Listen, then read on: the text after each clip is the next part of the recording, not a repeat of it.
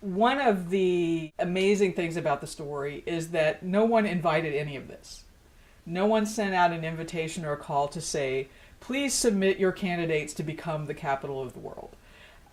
They just had the idea. And I think it has to do with the world as it was in 1945. That so much was in transition, so much was up for grabs, that it was possible for anyone, anywhere, to imagine themselves as potentially at the center. And when you think about it, the world is a sphere, right? And anything could be at the center. And at a time when commercial aviation was just beginning to emerge, and the air networks had not really been established yet, the hubs had not been established yet, pretty much anyone could claim that they were going to become an airways center, and therefore they could be the center of the world.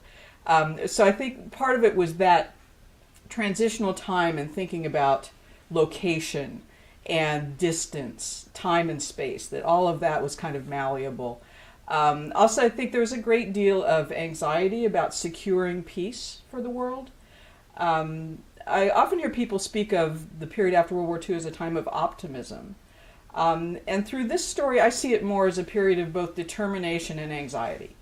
Having come through World War II, and for Americans having been victorious, they did have a lot of confidence in themselves and feeling that if they tried hard enough, anything could happen. But the anxiety is in there as well. I mean, they're coming out of World War II knowing about the atomic bomb.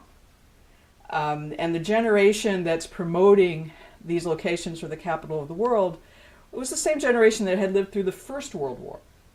And so those things coming together, I think, determination, anxiety, changing ideas of time and space, and the American history of boosterism that had occurred earlier in the 20th century was just waiting to spring back into life after Americans had come through the war. So all of those things came together to touch off this sort of spontaneous combustion of boosterism, which then spread, as one community learned of others, that it was spontaneous, and then it sort of caught fire by word of mouth and by communications media, through the news media in particular.